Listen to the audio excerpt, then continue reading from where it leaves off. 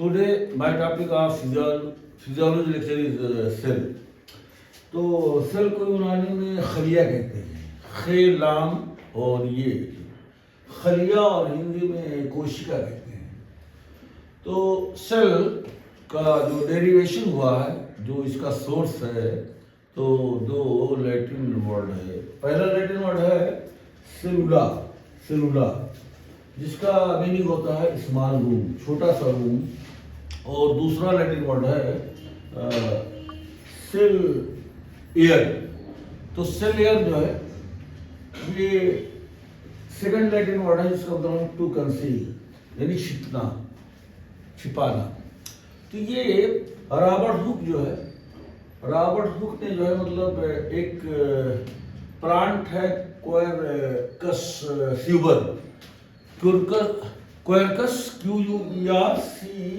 QUERCUS, Quercus स्यूबर जो है plant है, जिसको कार्क ओक ट्री भी कहते हैं। तो उसके बार्क का जो आउटर मोस्ट लेयर था, जिसका नाम फेलियम था, फेलियम लेयर या PHELLEM, फेलियम लेयर। तो क्वेरकस स्यूबर जो प्लांट था, उसका बार्क जो छाल था, उसके आउटर मोस्ट लेयर जिसको फेलियम कहते हैं, तो उसी को लेकर उन्होंने अपने कंपाउंड माइक्रोस्कोप से जो है उस कार्क का ऑब्जर्वेशन किया और माइक्रोस्कोपिक स्टडी जब किया, तो उस कार्क का मतलब जो उन्होंने पहले देखा, तो देखा उसमें कई जो ऐसे छोटे छोटे रूम जो है, स्मॉल रूम जो है दिखाई पड़े जो है। तो इस स्मॉल रूम को देख करके इन्होंने जो है ये दो लैटिन वर्ड जो है मतलब सेलुला और जिसका मतलब स्मॉल रूम, तो सेलुला से उन्होंने इसका जो नाम दिया cell. The cell name was given by the Robert Hooke. तो रॉबर्ट हुक ने जो है मतलब ये नाम दिया था, जो आजकल हम ये 1665 में 1665 में जो है ये रॉबर्ट हुक इंग्लैंड के हैं।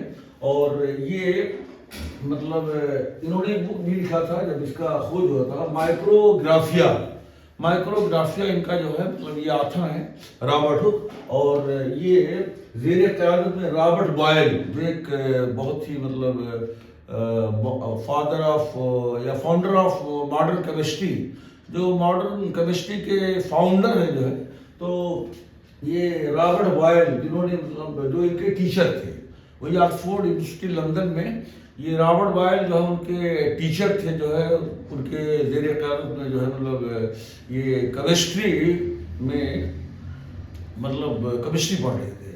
और असिस्टेंट भी थे, बहुत ही खास मेंटर और मॉनिटर भी थे, क्लास के क्लास रिप्रेजेंटेटिव भी थे। और बहुत से फील्ड में ये पॉलीमैथ थे। पॉलीमैथ का मतलब होता है ऐसे स्टूडेंट थे जो पॉलीमैथ थे कि हर फील्ड के बारे में ये एक्सपर्ट थे। कोई ऐसा फील्ड नहीं था जो है नॉलेज का, तो मतलब वेरियस फील्ड ऑफ नॉलेज में जो है एक्सपर्ट थे। और ये पॉलीमैथ जो है इसको यूनानी में मुतअद्दिद इल्तिकाफ़ात कहते हैं, मुतअद्दिद इल्तिकाफ़ात, ये पॉलीमैथ भी थे। पॉलीमैथ मतलब कई फील्ड के नॉलेज रखते थे। ये फिजिक्स के बारे में एक भी एक्सपर्ट थे, यानी फिजिसिस्ट थे। और फिजिसिस्ट को माहिर तबीयात कहते हैं, माहिर तबीयात। तो बे ये एन ये अलिफ थे, तबीयात थे। ये केमिस्ट्री के भी जानकार थे, कीमियादान भी थे, अच्छे कीमियादान भी थे, केमिस्ट भी थे, और बायोलॉजिस्ट भी थे। बायोलॉजिस्ट यानी कि ये माहिर अहया थे। हयात का मतलब जिंदगी होता है, तो study of life, study of bio is known as biology. और बायोलॉजी का जो एक्सपर्ट होता है उसको बायोलॉजिस्ट कहते हैं। तो ये माहिर अहया थे, माहिर अहया। हयात की जो मतलब प्लूरल नंबर है, प्लूरल है, वो जमा है अहया, अलिफ है ये अलिफ और हंजा अहया।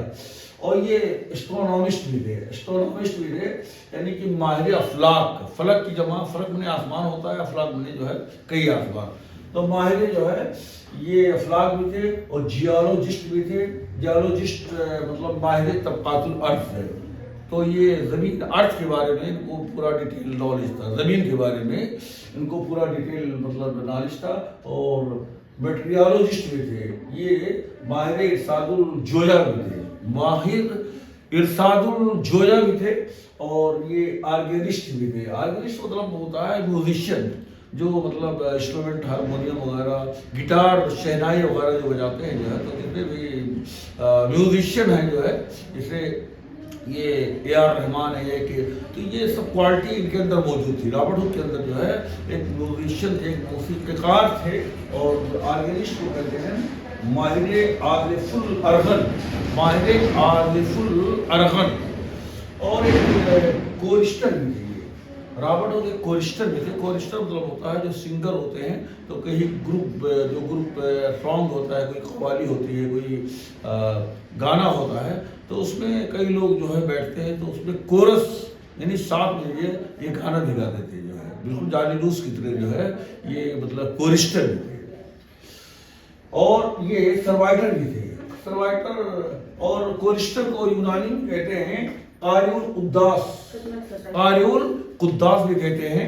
और ये एक सर्वाइटर थे। सर्वाइटर मतलब वो यूजी के स्टूडेंट जो मतलब टॉपर होते हैं किसी कॉलेज में, तो उनको मतलब कॉलेज के लोग जो है हॉस्टल भी फ्री, लॉजिंग और फूडिंग जो है फ्री मतलब करते हैं जो है।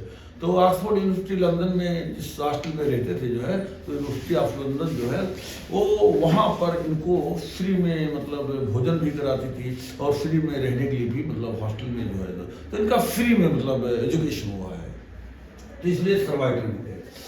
और ये जो है, तो जो लुग़वी तारीफ है सेल का जो लिटल डेफिनेशन है जो है, तो cell is derived from two Latin word सेलुला। पहला लैटिन वर्ड सेलुला, जिसका मतलब होता है स्मॉल रूम, क्योंकि सेल जो है एक छोटे रूम की तरह से होता है जो है, उसमें बहुत से जो है मतलब अंदर सेल ऑर्गेनेल्स होते हैं, साइटोप्लाज्म होते हैं, न्यूक्लियस होता है। तो इस तरह से जो है, जैसे एक रूम होता है, बहुत से मतलब बेड भी होते हैं, अलमीरा भी होता है, और सब बहुत से चेयर्स टेबल्स रखे रहते हैं, तो और बहुत से सामान होते हैं। तो इसे सेल जो है एक छोटे रूम की तरह से जो है मतलब उन्होंने देखा, इसलिए इन्होंने नाम सेलुला से लिया और सेल रख दिया। और सेलेयर दूसरा जो लैटिन वर्ड सेल, तो ये है कि ये छिपा हुआ, ये माइक्रोस्कोपिक स्ट्रक्चर है, ये मतलब नेकेड आइज से जो है मतलब ये कॉल्ड ऑब्जर्व, कोई इसको नेकेड आइज से नहीं देख सकता है, इसके लिए माइक्रोस्कोप का सहारा लेना पड़ता है। और उन्होंने खुद एक कंपाउंड माइक्रोस्कोप बनाया था रॉबर्ट हुक ने, तो उसी से इन्होंने देखा था जो है। और ये मतलब ऑलराउंडर थे, हर चीज़, फिजिक्स भी मतलब जानते थे, केमिस्ट्री भी जानते थे, मैथ भी जानते थे, और बायोलॉजी भी जानते थे। एक बायोलॉजिस्ट थे, अच्छे बायोलॉजिस्ट भी थे जो है। लेकिन ये चारों तरफ का जितना नॉलेज है हर फील्ड में जो है, तो फिजिक्स, केमिस्ट्री, बायोलॉजी और जियोलॉजी, मेटेरियोलॉजी, तो हर फील्ड के, इसलिए इनको पॉलीमैथ कहते हैं, मतलब कई मतलब इल्म का जो है जानकार। पॉलीमैथ का मतलब होता है कई नॉलेज का जो एक्सपर्ट होता है। तो इसका जो टर्मिनोलॉजिकल डेफिनेशन है, इस्तिलाही तारीफ, cell is the structural and functional unit of all living organism. तो जितने भी जीवधारी हैं, जितने भी लाइफ है इस दुनिया में जो है, तो उसका स्ट्रक्चरल यानी जो स्ट्रक्चर है, और जो फंक्शन है, मतलब जितने भी जो लिविंग जीवधारी हैं, तो सबका स्ट्रक्चरल एंड फंक्शनल यूनिट है। जैसे कोई रूम है, कोई बिल्डिंग है, तो उसका स्ट्रक्चरल एंड फंक्शनल जो यूनिट है वो जो है ब्रिक होता है। ईंटे से जो है मतलब कोई भी कमरा बनता है, कोई बिल्डिंग बनता है जो है, तो ईंटा जो होता है बनाने के लिए ईंट ज़रूरी है। तो एक ईंट जो है, एक ईंटा या ब्रिक जो है, ये स्ट्रक्चर यानी बिल्डिंग या रूम बनाने के लिए जो है एक स्ट्रक्चरल यूनिट हो गया। सबसे छोटी जो इकाई हो गई, स्मॉलेस्ट यूनिट ऑफ लाइफ।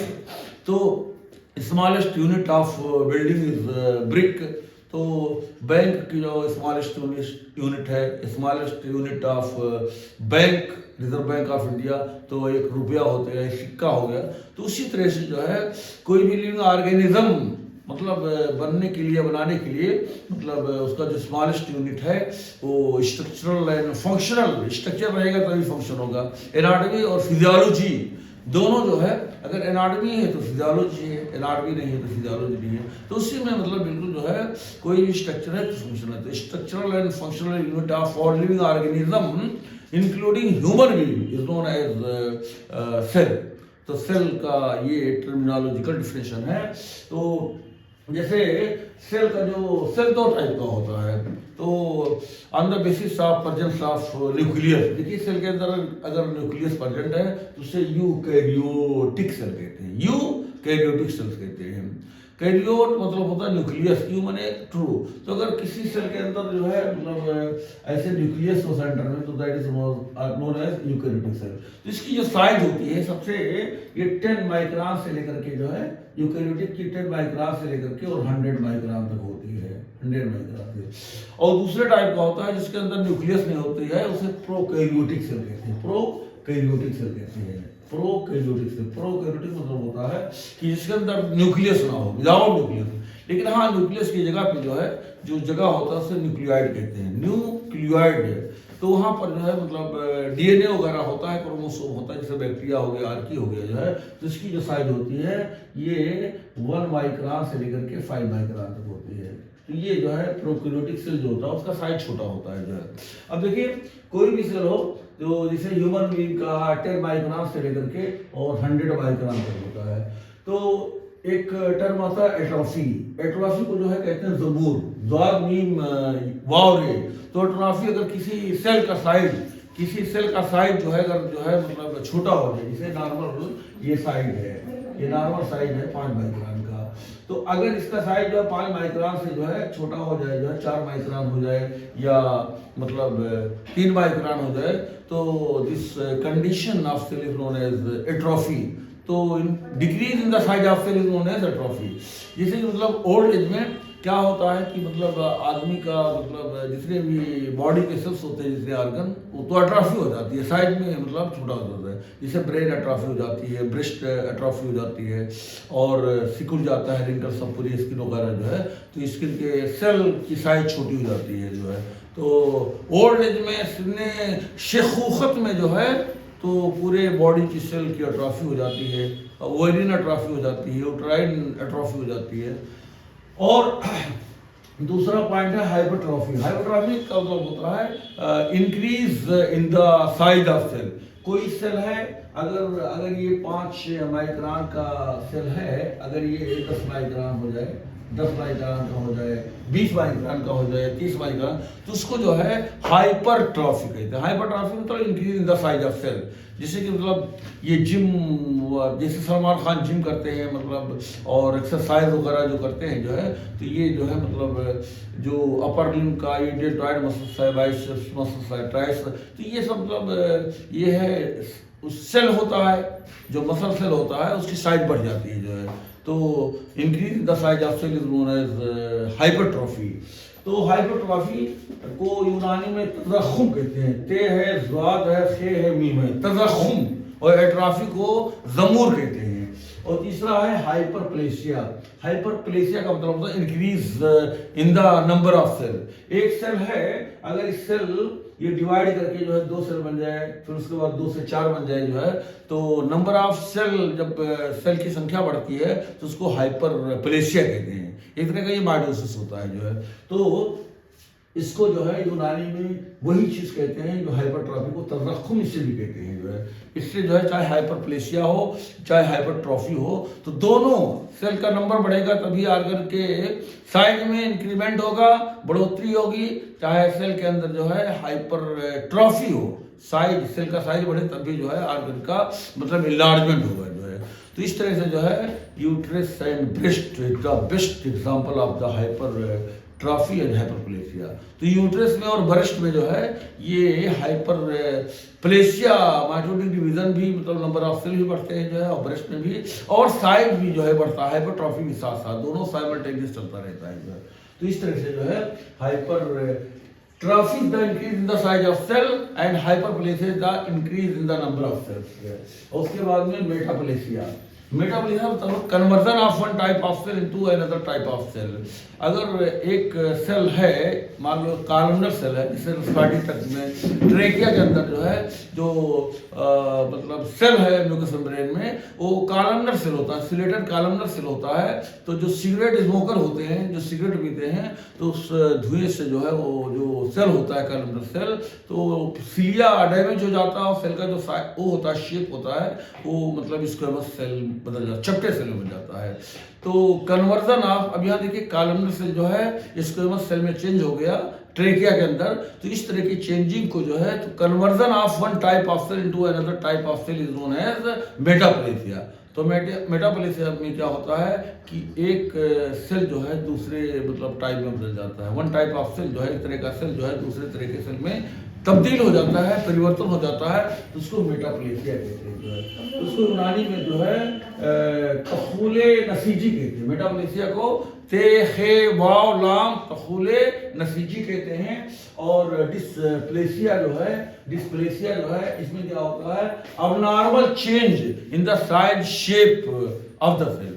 अगर कोई सेल है, उसके साइज में, उसके शेप में, ठीक है, अगर चेंजिंग हो जाए तो उसके आकार में, उसकी शक्ल में तब्दीली आ जाए, इसे डिस्प्लेसिया कहते हैं। और ये इसको खलल तनसुज कहते हैं, खलल अल तनसुज कहते हैं। और उसके बाद अपोप्टोसिस को जो है सेल सुसाइड भी कहते हैं, और इसको नेक्रोबायोसिस कहते हैं। तो ये प्रोग्राम्ड सेल डेथ है, programmed cell death is known as apoptosis. इसको मौतुल खलिया मुबरिज कहते हैं, मौतुल खलिया मुबरिज अपोप्टोसिस को कहते हैं। और नेक्रोसिस मतलब होता है ये अनप्रोग्राम्ड सेल डेथ है, यानी सेल मर्डर। इसको नेक्रोसिस को सेल मर्डर कहते हैं। Pathological death of the cell is known as necrosis and physiological death of cell is known as apoptosis. तो अपोप्टोसिस को सेल सुसाइड भी कहते हैं, सेल खुदकशी कर लेता है, और इसमें जो है नेक्रोसिस में सेल का मर्डर हो जाता है, सेल मर्डर कहते हैं इसको। और नेक्रोसिस और इसको एपोप्टोसिस को सेल ये नेक्रोबायोसिस भी कहते हैं। ओल्ड जो टर्म है नेक्रोबायोसिस, तो इसको नखर कहते हैं। नेक्रोसिस को यूनानी में नखर कहते हैं, या इसी को नखरूज कहते हैं। और गैंग्रीन का मतलब होता है नेक्रोसिस विद प्यूट्रीफेक्शन। अगर कोई सेल है, अगर उसकी मौत हो जाए, पैथोलॉजिकल डेथ हो जाए, और उसमें प्यूट्रीफेक्शन, सड़ांध हो जाए, वो सड़ गल जाए, आउटलाइन उसकी खत्म हो जाए पूरी तरह से, तो उसको गैंग्रीन कहते हैं। गान गराना यूनानी में गान गराना कहते हैं। और उसके बाद एडेप्टेशन मतलब होता है adjustment of the cell to the environment. अगर कोई सेल है जो है, तो माहौल के हिसाब से अपने आप को ढाल ले, एडजस्ट कर ले, उसी के अनुकूल बना ले। जिस माहौल में सेल है, तो उसी माहौल के हिसाब से वो रहना शुरू कर दे जो है, तो उसे मतलब एडेप्टेशन कहते हैं, सेल एडेप्टेशन। और डिजेनरेशन, तो एडेप्टेशन को यूनानी में तकय्युफ कहते हैं, ते काफ ये फे, तकय्युफ। एडेप्टेशन को यूनानी में तकय्युफ कहते हैं। तो adjustment of the cell to the environment, यानी माहौल के हिसाब से सेल अगर अपने आप को एडजस्ट कर ले रहा है, मेंटेन कर ले रहा है, सर्वाइव कर रहा है जो है, और उसी माहौल के हिसाब से रह रहा है, तो दैट इज सेल एडेप्टेशन।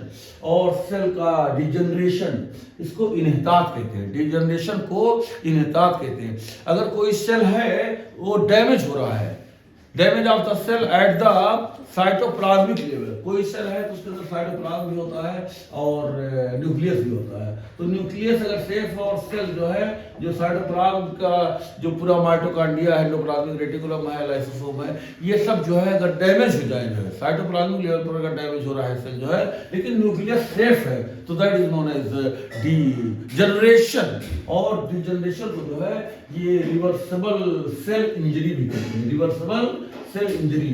तो रिवर्सिबल सेल इंजरी जो है खलिया काबिला इनइकास कहते हैं। रिवर्सिबल सेल इंजरी को यूनानी में खलिया काबिला इनइकास। तो रिवर्सिबल सेल इंजरी यानी कोई सेल अगर इंजर्ड होती है और वो साइटोप्लाज्मिक लेवल पे होती है, न्यूक्लियस के लेवल पे नहीं होती। न्यूक्लियस सेफ है और साइटोप्लाज्म जो है वो सत्यानाश हो रहा है, बर्बाद हो रहा है। तो that cell injury is known as reversible cell injury, और इसी को डिजेनरेशन भी कहते हैं। तो डिजेनरेशन और रिवर्सिबल सेल इंजरी दोनों सेम चीज है। फर्क ये है कि पहले डिजेनरेशन कहते थे पुराने जमाने में, और आजकल जो है रिवर्सिबल सेल इंजरी। तो रिवर्सिबल सेल इंजरी जो है damage of the cell at the cytoplasmic level is known as reversible cell injury. तो रिवर्सिबल सेल इंजरी को खलिया काबिला इनकास कहते हैं, और दूसरा आता है इरिवर्सिबल सेल इंजरी। तो इरिवर्सिबल सेल इंजरी को यूनानी में असाबा खलिया ला रजिया फीहा, असाबा खलिया ला Razia फीहा।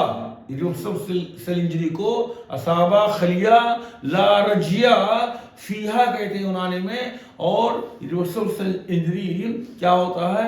Damage of the cell at the both level, यानी cytoplasmic level and nuclear level.